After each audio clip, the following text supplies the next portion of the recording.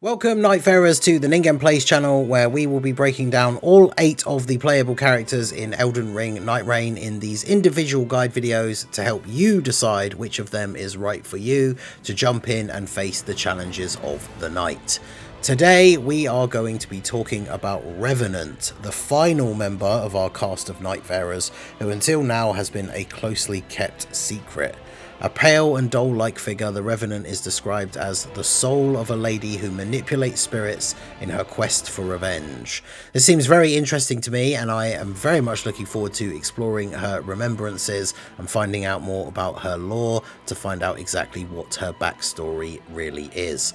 In terms of classical RPG roles, the Revenant is a summoner or necromancer archetype whose strengths rely on minions that fight alongside her. This being the case, it should go without saying that offense with traditional weapons or tanky style defense are most certainly not her strengths, so getting used to using her summons in the flow of battle will be key. Summons will be able to provide much needed distraction and draw aggro from you, and are not just simply a tool to do more damage. Obviously very useful for that as well, but giving you that breathing room to take a step back and heal when you need to is definitely going to be very useful. So when it comes to her abilities, her passive ability is called Necromancy, and the description is defeated enemies have a chance to revive as allies. So this ability, when it triggers, essentially raises enemy ghosts to fight as allies once you defeat them. The ghosts are summoned to fight alongside you and your allies, but are fleeting and dissipate after some time.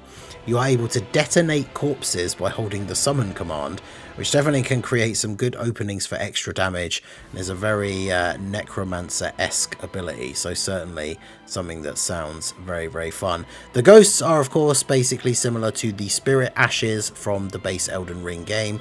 I'm interested to know, once we get our hands on the game and play this character a decent amount, whether all enemy types have the ability to be revived as ghosts with this passive, because Elden Ring has a wide catalogue of the spirit ashes. I think most enemies are represented, but I wonder if there are any enemies in this that don't have the represented spirit ash, and therefore this passive can't trigger. Obviously it's not going to trigger against bosses, but it triggers when you defeat them anyway, so it obviously would have no actual use to trigger against a boss. But this is certainly very interesting. So as you battle your way through groups of enemies, you can essentially be replenishing your ranks as the enemies you're defeating drop, and then essentially rise again to carry on fighting alongside you. So this is a very cool ability. I'm not sure what the percentage chance is for it to proc, or whether any upgrades or relics will increase that chance, but this could certainly be very powerful. Now her main ability is Summon Spirit. So the description: summon 3 different souls as backup. The description is pretty vague, but this is Revenant's main ability, where she plays her lyre or harp to summon the ghosts of her fallen family to join in the battle. So again, this is something that pertains to her lore and her backstory, which is certainly very interesting. The 3 summons listed that she can choose to call on are Helen, the agile page, Frederick, the burly cook, or Sebastian, the doting butler. So in practice, Helen is a sort of low health, quick, dex based sort of summon, swift attacks, not high damage per hit, but very quick sort of stick and move type character. Frederick is a much slower, tankier character with slow, powerful swings, and has the ability to stagger enemies. And then Sebastian is the one that we've seen in some of the trailer footage, the large giant spectral skeleton that of course was present in Elden Ring as an enemy. When you summon it, he cannot move from the location that he is summoned into, but he can soak up a lot of damage, he can hit incredibly hard.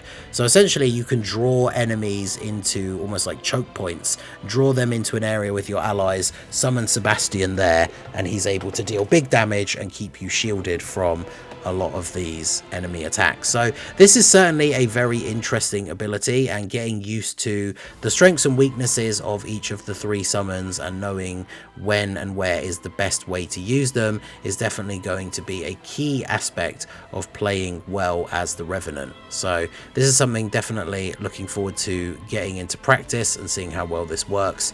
Certainly a very interesting ability.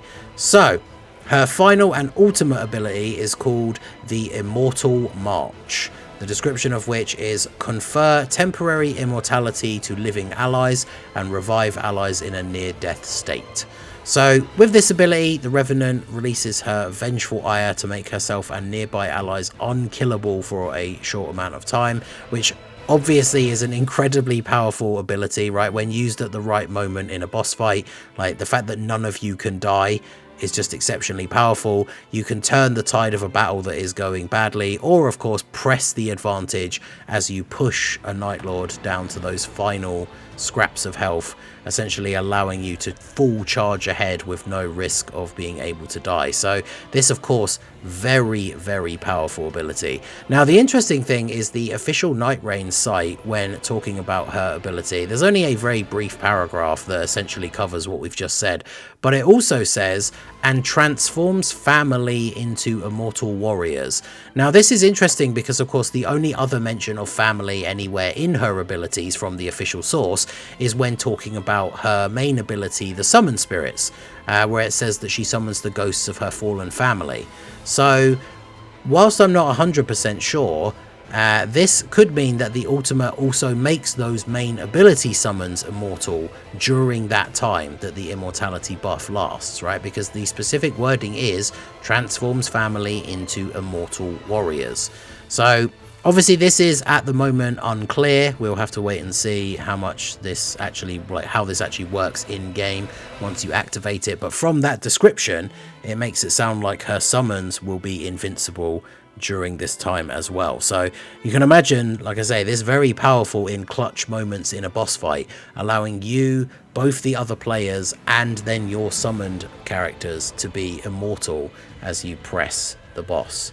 So we'll wait and see exactly how this works in game when it comes to the spirits, but even just the fact that it makes your main party members immortal is very, very good. The other aspect of the ability, of course, is it auto revives your downed allies, but it does this without you needing to hit them, which is the normal way to revive enemies, right? You either have to run over them to them and hit them with melee weapons, or hit them from afar with ranged weapons or magic, whereas this ability upon activation just instantly revives nearby allies, and it does this regardless of how much revive gauge that they have. Each time you go down, your revive gauge is longer. It's separated normally on the HUD into 3 segments. So the first time it goes down, 1 segment is filled, the second time 2, and then 3, and each hit you receive from your allies as they try to revive you depletes this gauge. So of course the longer it is, the more times they have to hit you to revive, whereas this ultimate instantly revives you regardless of how much gauge you have. So of course this is the best possible way to revive in the game. You could be on your 3rd revive with a full gauge and just instantly get up when the Revenant uses her ultimate ability. So this is an absolutely clutch ability if things are going badly and you find yourself fighting an end day boss or the final Night Lord and both your allies go down. You're in danger of the run being over, and then you activate the Revenant's ultimate ability, both your allies get back up off the ground, and none of you can be killed for a short duration, and you can push back and regain the advantage. So a very, very powerful ability. So Revenant seems like an interesting and fun character for those who appreciate a different kind of playstyle. If you like to charge in head first, swinging a weapon and doing damage, then perhaps this isn't the Nightfarer for you. But as someone who's definitely enjoyed summoner type characters in previous RPGs and games like Diablo, I would definitely recommend giving her a try. Also, one little Easter egg that we saw from one of the recent stream events when one of the characters went to the cosmetics shop is that the Revenant has a skin of a very familiar boss from Dark Souls 3. I'm not going to say straight out who it is, but the name of the skin is the Sister in the Painting. So if you know, you know. So Revenant seems very interesting. Let me know what you guys think down below in the comment section. Is this the character for you? Does this seem like the character you want to play as? Let me know all your thoughts. Hit that like button. Let me know all your thoughts on Nightreign down below in the comment section.